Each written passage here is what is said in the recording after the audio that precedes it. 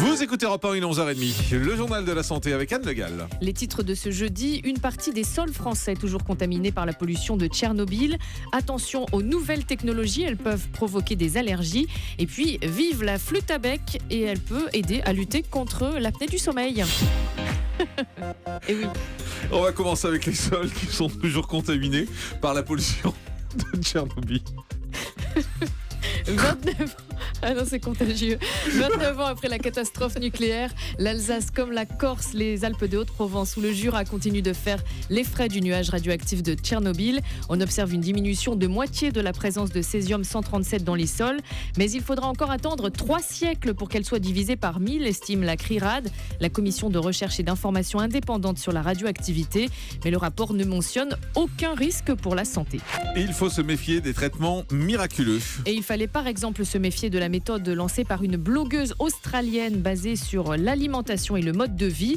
La jeune femme de 23 ans prétendait avoir vaincu son cancer du cerveau grâce à une thérapie naturelle. Elle a reconnu finalement qu'elle n'avait jamais été malade, que son cancer était une pure invention.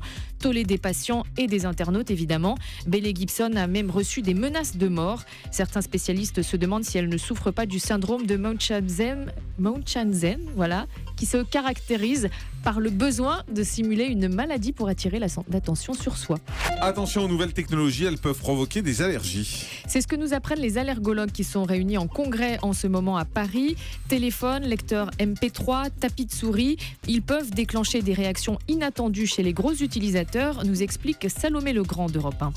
Les spécialistes les appellent même en souriant les allergies des geeks. Les matières qui les déclenchent sont connues. Il s'agit des métaux, nickel, cobalt et chrome pour les téléphones portables, mais aussi des plastiques, caoutchouc ou encore des colorants pour ce qui est des souris d'ordinateur ou des montres connectées. Mais c'est surtout l'endroit où se déclenchent les allergies qui est nouveau, comme l'explique le docteur Jean-Luc Bourrin. Elle se manifeste par des lésions d'eczéma. Ce sont des lésions un peu rouges, un peu en relief, qui démangent, qui sont fixes, là où il y a les contacts. Donc le plus fréquemment, c'est sur le visage, sur la zone un peu en avant de l'oreille. Mais ça peut être là où on pose le téléphone pour le ranger, dans la poche, sur la cuisse par exemple. Il y a eu quelques cas rapportés sur le sein également. Et la seule solution pour guérir est d'arrêter le contact avec l'objet, donc de changer de modèle de téléphone portable par exemple. Avec le bon traitement, l'allergie disparaît en seulement quelques jours. Explication signée Salomé Legrand. Et rappelons aussi que les allergies au pollen connaissent un pic cette semaine, notamment à cause des pollens de bouleau. Et puis c'est votre cri du cœur, vive la flûte à bec. Contre le ronflement, oui. Vive la flûte à bec et les autres instruments à vent comme l'harmonica ou la trompette. Après avoir suivi 129 ronfleurs, des médecins indiens ont en effet conclu à l'efficacité de ces instruments pour prévenir l'apnée du sommeil. D'après cette étude, le fait de souffler dans un instrument semble renforcer la tonicité des voies aériennes supérieures. Et ça marche ? Et donc, ça limite le risque de pause respiratoire involontaire Vous avez pendant essayé ? la nuit. Je fais régulièrement du pipeau. Voilà.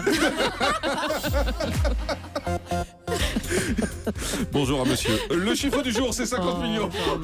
Elle est toute 50 rouge. millions C'est son de anniversaire, yens. laissez-la tranquille, la petite Au Anne. contraire, je lui fête. C'est ça, c'est ma fête.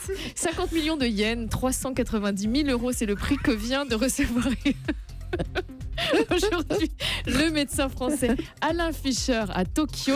Il s'est vu décerner le prestigieux Japan Prize pour ses travaux sur la thérapie génique. Le professeur Fischer avait annoncé en 2000 le premier succès de thérapie génique obtenu sur des bébés bulles. Ces 4 enfants étaient obligés de vivre dans un environnement stérile, donc dans des bulles, parce qu'ils souffraient d'un déficit immunitaire. Et grâce à la modification de leurs gènes, ils ont pu retrouver une vie normale. Au total, le professeur Fischer est l'auteur de quelques 600 publications scientifiques depuis 1978. Merci Bravo Anne. à lui.